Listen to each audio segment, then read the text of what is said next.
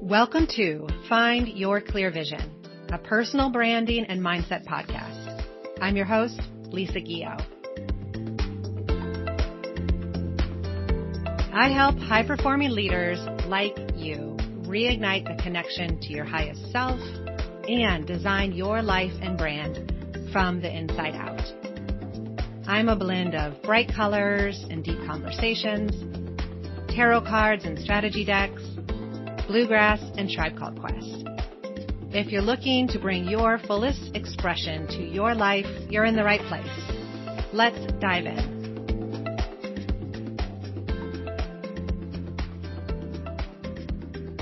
Hello, friend, and welcome back.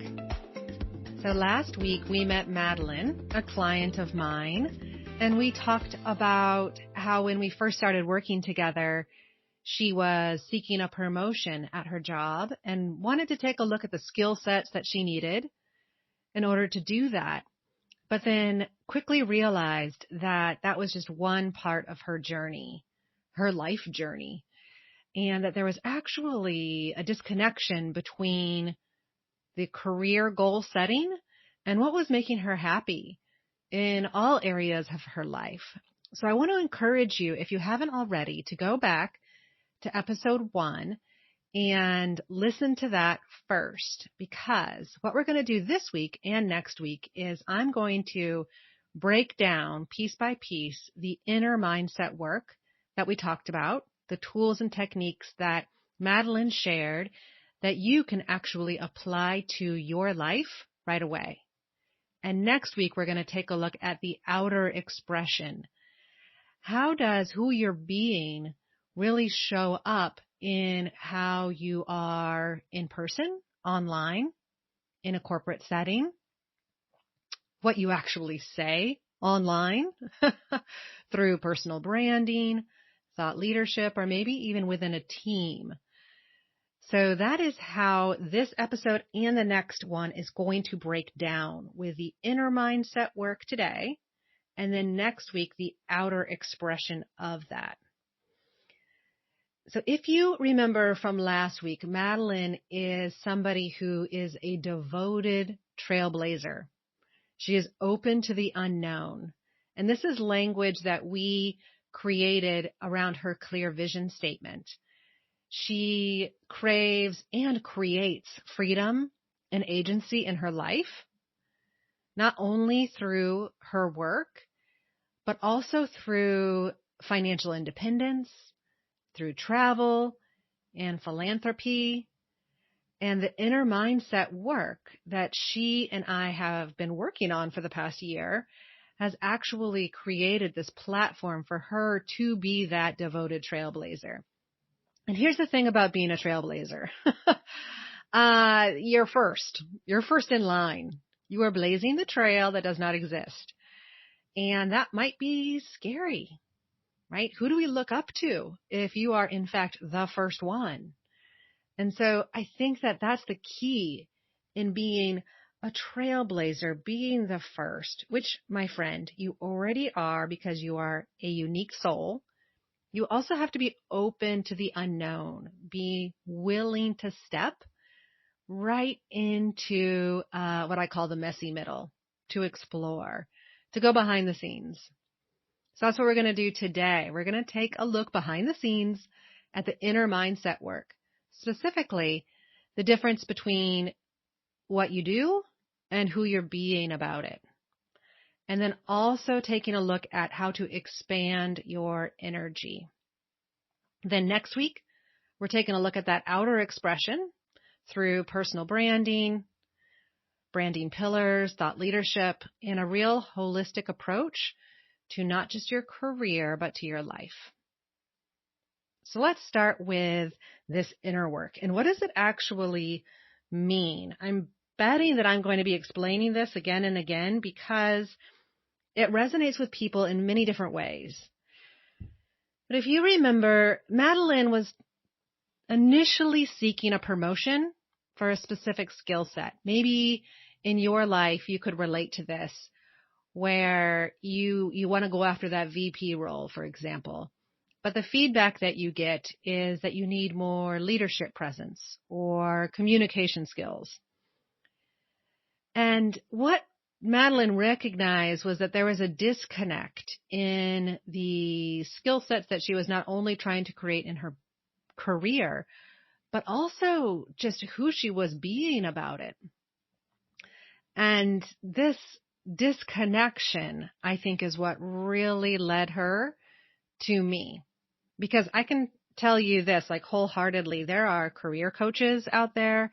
There are executive coaches that can absolutely help you with seeking a promotion, getting that leadership presence, the teamwork, the communication skills, what keywords to use in your LinkedIn profile.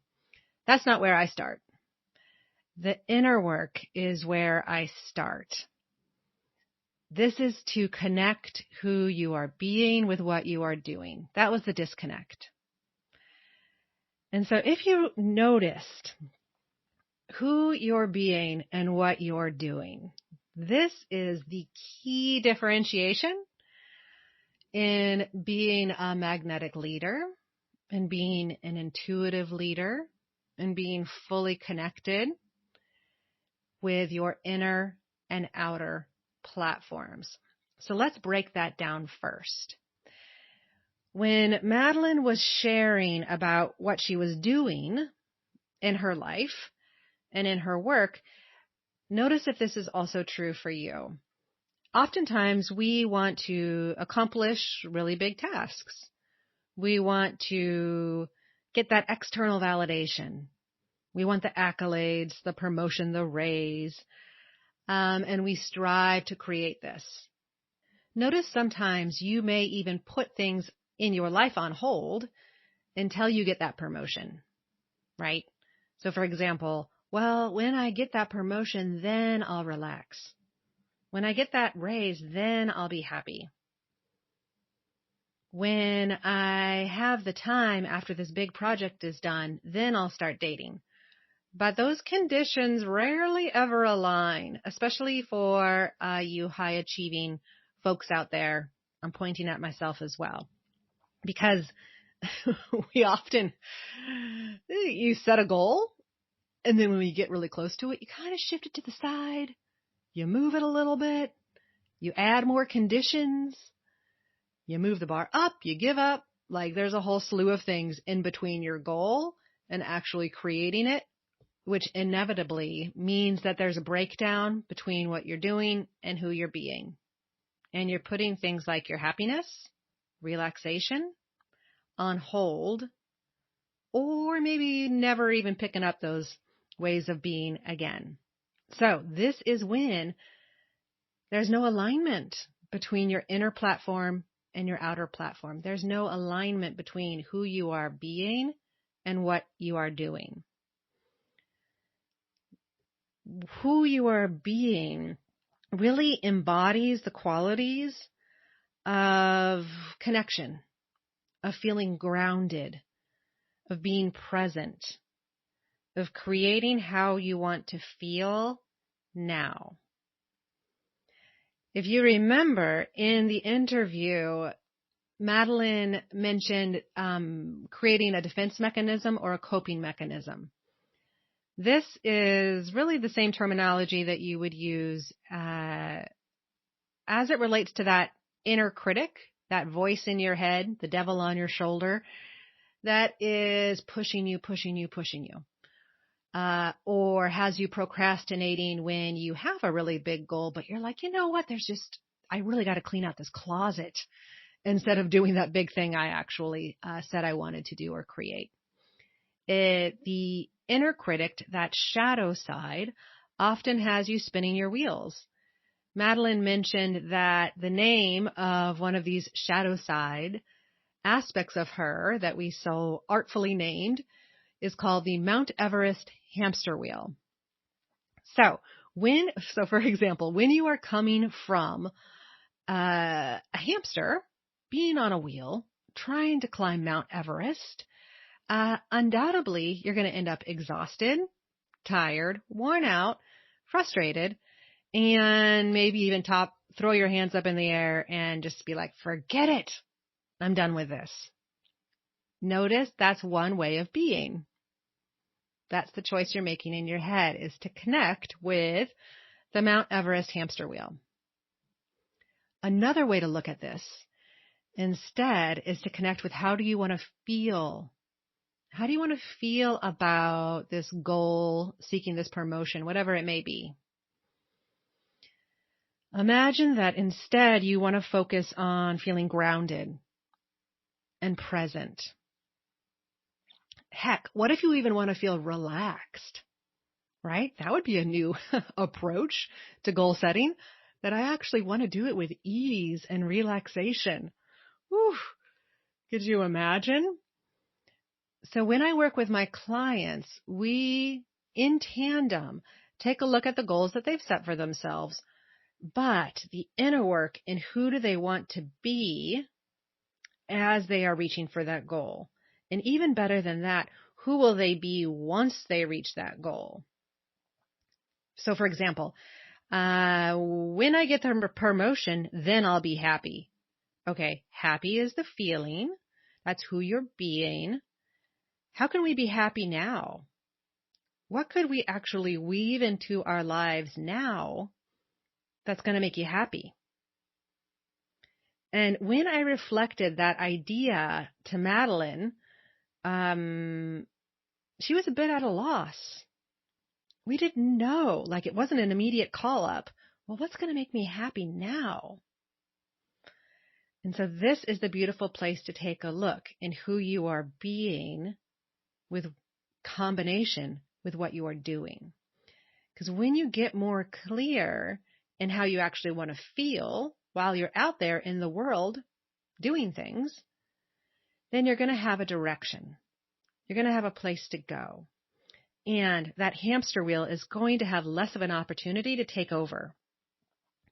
And this is when you actually get to choose and start to weigh the difference between being the Mount Everest hamster wheel or making choices that are aligned with how you want to feel. And so I call the difference between these two ways of being your shadow side or making the choice from your highest self. When we do the inner work, we actually clarify who your highest self is. Qualities, ways of being, feelings that are related to who you're being in connection to your future vision, in connection to your clear vision. So for example, Madeline is thriving. She is empowered. She is sunshine. She is global. She has poise. All this language comes very naturally to me because these are the words that I use to relate to her at her highest and best. Even when the Mount Everest hamster wheel may be in full effect, because we've made choices that are aligned to that way of being, I still relate to her as her highest self. And when you're doing that, and when you have a coach reflecting that back to you, you start to see it in yourself too. And then you get more clear. And when you are more clear, you make decisions more quickly. And that, my friend, that is just a key differentiation between leaders and magnetic leaders and intuitive leaders.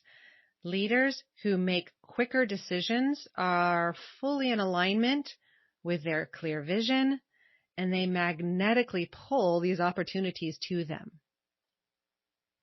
So that's some of the key differences between what you are doing and who you are being.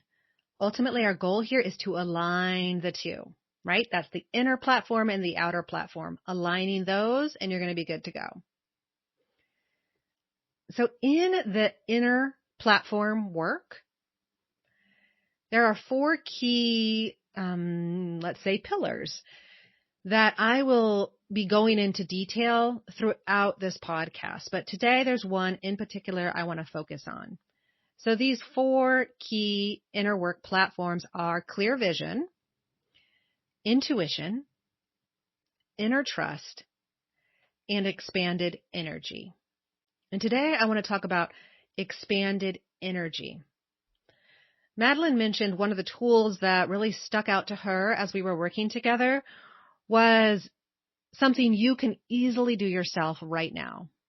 If you take out an 8.5 by 11 sheet of paper, and on one side, write on it, things that drain me of energy, and consider people, places, things, food, gluten, music, lack of sleep, you can probably, at this very moment, think of one person that drains you of energy.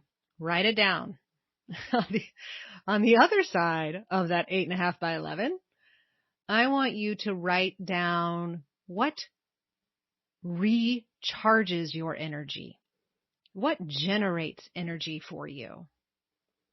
Who's somebody that you can call and you know that they are just going to light you up? They're going to encourage and motivate you. My guess is that you can also think of somebody to put on that side of the list. This side of the list, the energy generation, the energy recharge, this is where you should be spending most of your time, because this is where you are going to generate your own personal energy so you can laser focus. Now, I know that sounds counterintuitive, but stick with me here for a moment. So, time is a limited resource. Nobody gets any more of it. Nobody has any more of it. Nobody's actually saving it for later. We can't put time in our pocket. But energy is a renewable resource. We can recharge and we can discharge our own energy. When you are being a Mount Everest hamster wheel, listening to that shadow side and that inner critic, undoubtedly it is draining you of all your energy, leaving you exhausted and worn out and tired with no motivation for yourself. Instead, connecting with things that give you energy and expand your energy. This is where you can, in fact, become more laser focused. This is where you can be with more responsibilities. This is why there's people out there in the world like an Oprah Winfrey or an Ariana Huffington or a Gwyneth Paltrow or Michelle Obama or an Elon Musk. Like, I can go on and on, but you're getting the picture here. They can hold a lot of responsibility and a lot of weight because they have expanded their energy to do so. My favorite example is always Ariana Huffington, because for all of her success, she wrote a book about sleep. Sleep, right? That's how she expands her energy. So notice where you're spending your time. On that 8.5 by 11 sheet, are you spending more of your time on the energy drainer side? Can you move more of your time and energy and focus onto the energy generation side? And one way that Madeline does this is she actually pointed out self-care activities that help her feel empowered and help her thrive. So she says that she now meditates every day. She uses music to alert her senses, and she loves to box. Boxing for her is a way to renew her energy. It discharges any negative energy that may be there. It lights her up, gets her oxygen and blood flowing so she can actually expand her energy and take on more responsibility without that Mount Everest hamster wheel taking over. So a place for you to take a notice in your self-care activities is, how can you throughout the day generate energy and replenish energy for yourself?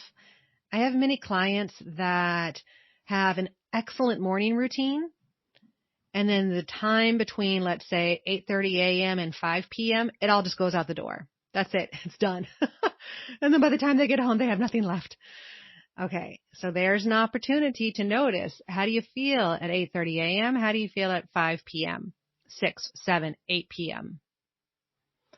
There are small opportunities throughout your day to expand your energy, jumping up and down and shaking it out. for 30 seconds, doing 5 jumping jacks, getting a standing desk, drinking, I think it's like half your body weight in water. I'm not sure. I know that I have a huge water container next to me every single day. And it just becomes habit after time. So what habits can you start to take on that are going to help you increase your energy? And this is why it's important. It's important to build this inner platform of expanded energy, of inner trust, of a clear vision and a deeper relationship to your intuition. Because when you don't do that, you're really building your personal branding, thought leadership, or career on a shaky platform. It's like a foundation that's kind of shifting and changing. It's really built maybe on external validation, or we're always chasing the next thing, the next promotion, the next raise. Because when we do that, then I'll get the opportunity to relax. Then I'll get the opportunity to be happy. And I just don't think that's got to be true for you. I know it's not true for my clients. And so my invitation to you is to just start to notice where you're making choices from. Are you making it from that Mount Everest hamster wheel, the inner critic? Or are you making it from a place that's really connected with who you want to be and who you want to become? The first question may even be to ask, well, who am I? Right? That's a good place to start. That's a good place to start. Another place to start is to connect with me. I do have a process that I lead my clients through to develop your intuitive and magnetic leadership. And you are more than welcome to connect with me and set up an introductory session on the Get in Touch page on my website at bebrightlisa.com.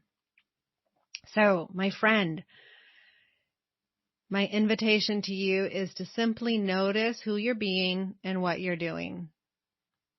To notice how you can expand your energy and where you may be depleting it.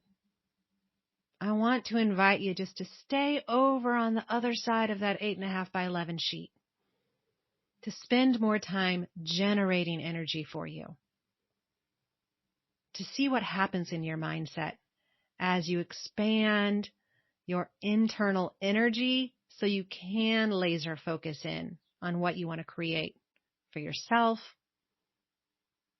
for your livelihood, your leadership, your family, all the things that are important to you.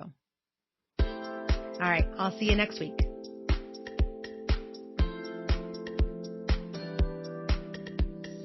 Thanks for joining me on this episode of Find Your Clear Vision. I'd love to hear from you. Maybe something we talked about sparked an idea, or maybe you are ready to start your journey. If so, you can find me on the contact page of my website, bebrightlisa.com, or on Instagram at bebrightlisa. If you're feeling extra luminous, please rate and review Find Your Clear Vision on Apple Podcasts. I read all of the reviews and so appreciate the 5 bright stars. Remember, you, my friend, are a dazzling light and your clear vision is so needed. Until next time, be bright, Lisa.